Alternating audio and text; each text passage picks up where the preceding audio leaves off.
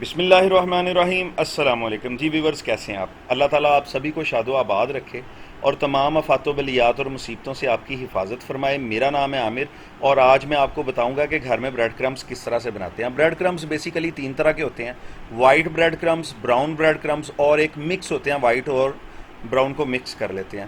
تو white bread کرمز ہم وہاں پہ استعمال کرتے ہیں، ان ڈشز میں استعمال کرتے ہیں جیسے چکن کو ہم نے زیادہ دیر تلنا ہے تو اس میں وائٹ بریڈ کرمز استعمال کریں گے، کیونکہ اگر چکن پہ براؤن بریڈ کرمز لگا کے اس کو تلیں گے زیادہ دیر تو وہ کالے ہو جائیں گے۔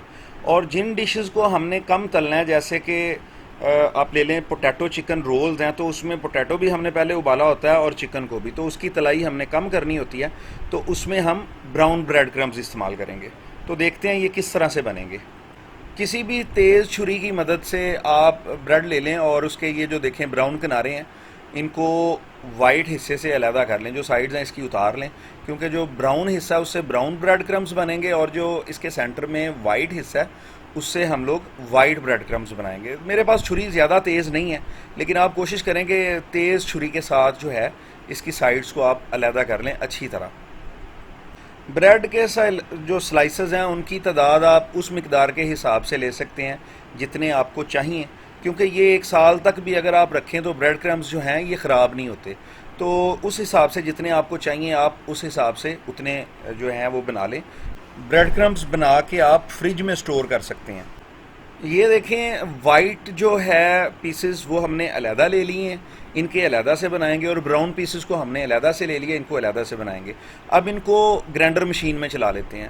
جگ میں پہلے وائٹ پیسز ڈال لیتے ہیں اور اس کو اب مشین پہ چلا لیتے ہیں۔ یہ تھوڑے سے نرم ہوتے ہیں، اگر یہ صحیح طرح نہ ہو تو آپ ایک دو دفعہ مشین بند کر کے چمچ سے اس کو تھوڑا سا ہلا کے دوبارہ مشین جو ہے وہ چلا لیں، یہ آسانی سے ہو جائیں گے۔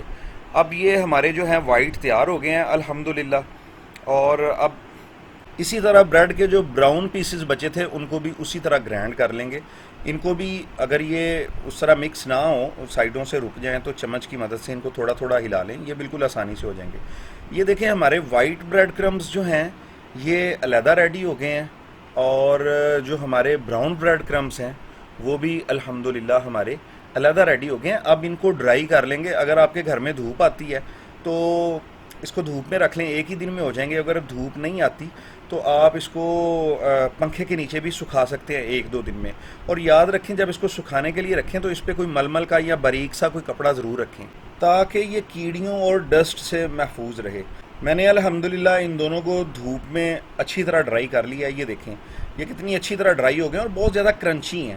اگر آپ کو فیل ہو کہ یہ ابھی مطلب آپ کو زیادہ باریک چاہیے تو آپ ان کو دوبارہ مشین میں چلا سکتے ہیں اور جتنے آپ نے باریک کرنے اتنے باریک کر سکتے ہیں۔ امید کرتا ہوں آج کی ویڈیو آپ کو پسند آئی ہوگی۔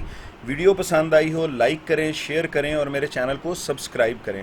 بہت جلد ایک نئی ریسیپی کے ساتھ حاضر ہوئیں گے، تب تک اپنا بہت سارا خیال رکھیے گا، مجھے دعاؤں میں یاد رکھیے گا۔ اللہ حافظ۔